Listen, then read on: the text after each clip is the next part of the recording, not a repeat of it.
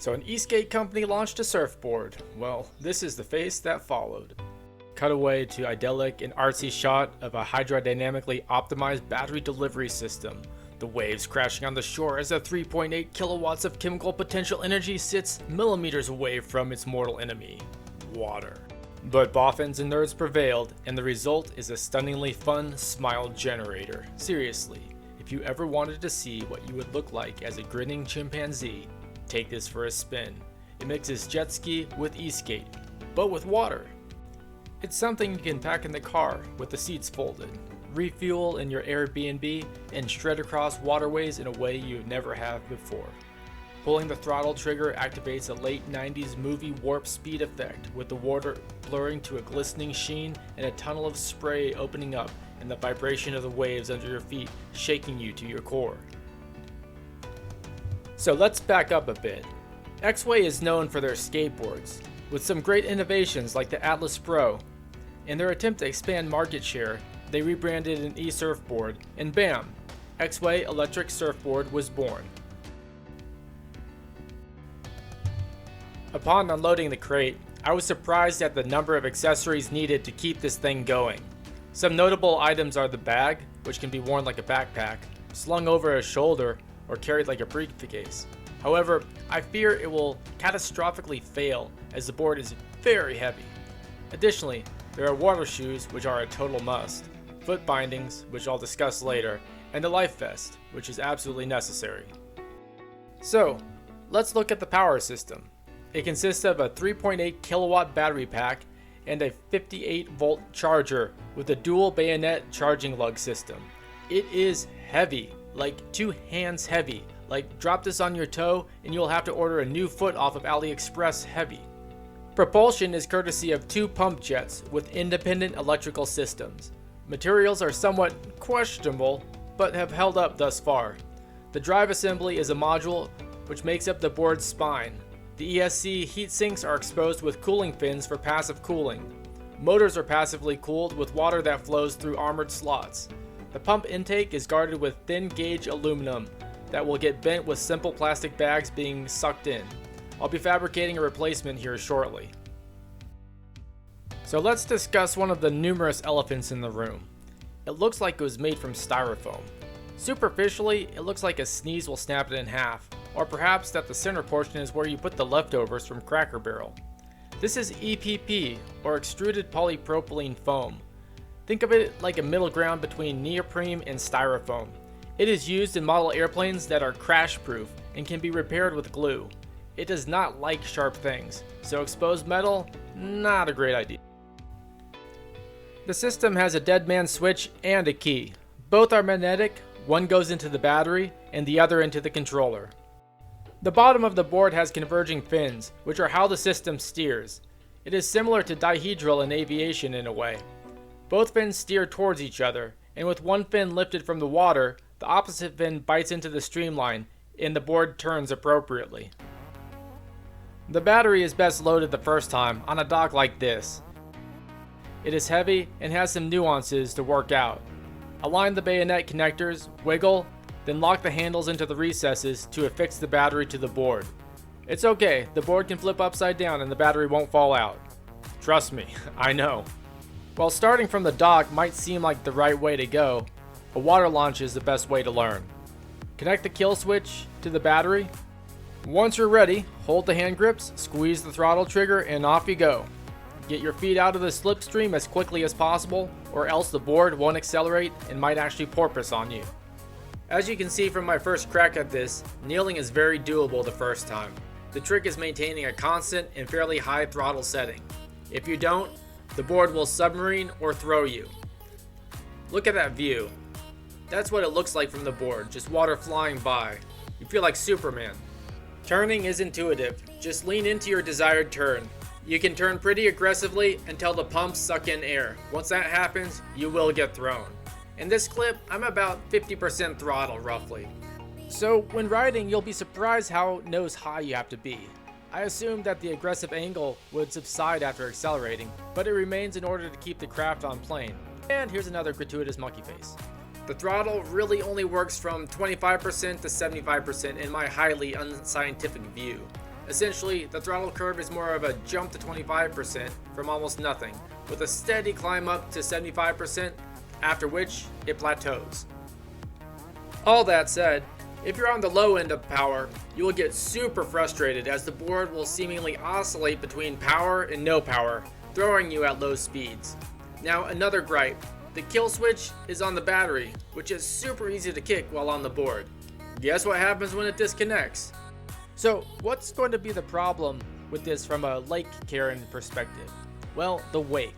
This is not a no wake craft. I mean, you can't get it on plane without wake, so you might have to belly drag yourself out of the zone before trying to kneel or stand, which could make it very difficult to launch. Now, onto the topic of standing. You know that feeling of crawling on a balance beam and trying to stand up? You know, where your friends are throwing water balloons at you, and if you move your finger a millimeter, the beam will flip upside down? Yeah, classic gym class. Well, standing on the board is like that. We'll go over standing up later, but suffice it to say, the machine turns into something completely different once you stand up. It is seriously a completely different vehicle. Alright, so look at the stance. Most of the weight is on the rear leg, with the front leg absorbing shocks. When hitting waves, you have to absorb them, or else way more fun. So range, well, it's not really great. I mean, the thing is pumping out about 2,500 pounds of water a minute at 13 horsepower. But I think safely you could squeeze out 30 minutes of non-stop use, cruising and stuff. 45 minutes with some babying at low speed cruising is probably possible. And maybe 20 minutes with full throttle at 10 kilowatts, using a 3.8 kilowatt battery. My math works out to a perfect world of about 22.8 minutes. So the manufacturer advertised 1 hour worth of use is probably not going to happen. And here's another standing trial. As you can see, just slide the front leg forward, placing the foot forward of the battery compartment. Put the rear leg in the middle between the battery and the nozzles. Put most of your weight on the back foot. And when the water isn't terrible, slowly stand up using your front leg, but keeping your knees bent. Once standing, the lateral oscillations really go away, and you feel like the board is sitting in soft grass or sand. Speed. Well, it is advertised as a 55 kilometer per hour, which in real units is 34 mile per hour unit. I'd say that's pretty spot on. Wind plays a huge role in your top end speed. Going downwind, you'll accelerate like a Batmo board or some Cape Crusader vehicle. Upwind, you'll be leaning forward to keep the wind from messing up your planing angle.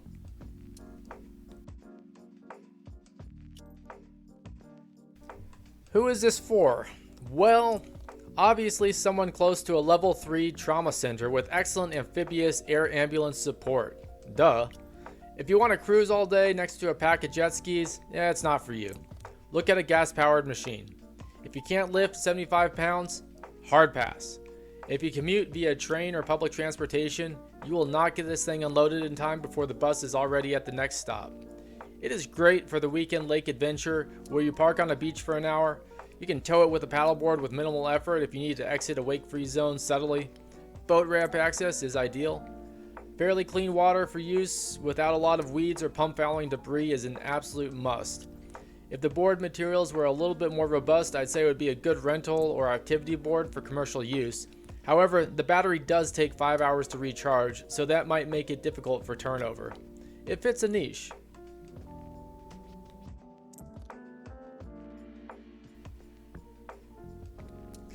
Alright, enough yapping. So now that I'm heading in for a landing, let's take a look at the board angle with my highly accurate surfboard instructional aidometer. The name of the game is keeping the bow of the board from submerging, as that leads to porpoising effect and essentially hitting a brick wall underwater. So as deceleration occurs, the aft sinks further and further. There is an angle where you actually increase the throttle to try to hover in position as you get slower. Shout out to my chopper pilot friends, think about going through ETL or something. As you slow, lateral stability disappears as the dihedral fins don't have enough water flow to bite into. Eventually the tail slides to the side and you get dumped as it backslides.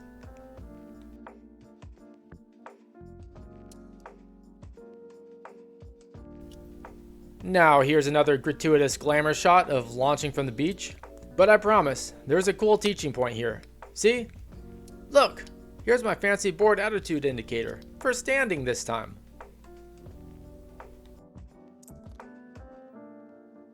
Now let's talk price. The company, Rushwave, that manufactures the branding blank boards, is very innovative with their products, and they have several generations of development. This Exway branded board is the second generation of a 4-generation line, so it's not the be-all and end-all. And Exway does mark up the product, though I assume some of it will likely cover the 12-month battery and drivetrain warranty. As Exway does not make it in-house, Rushwave is where you go if you want to find accessories such as training buoys, steering and seat kits, extra batteries, and parts. I hope the partnership includes innovation from Exway's end, as I'd love to see some of their cool ideas integrated into joint products in the future. In closing, I hope this has answered a lot of questions about the Exway surfboard. I'll try to answer some questions in the comments section or make a follow-up video to address some of them. Thanks for stopping by. If you subscribe to this channel, I will wish a plague upon your planet. And if you hit the thumbs up button, then I will be forced to curse your soul into Hades or New Jersey, whichever's worse. If you click the bell icon, I really have no idea what happens. Maybe a unicorn is eaten by an eagle, who knows? Well, that's what YouTubers say at the end of their videos, right? Anyways, I'll see you next time.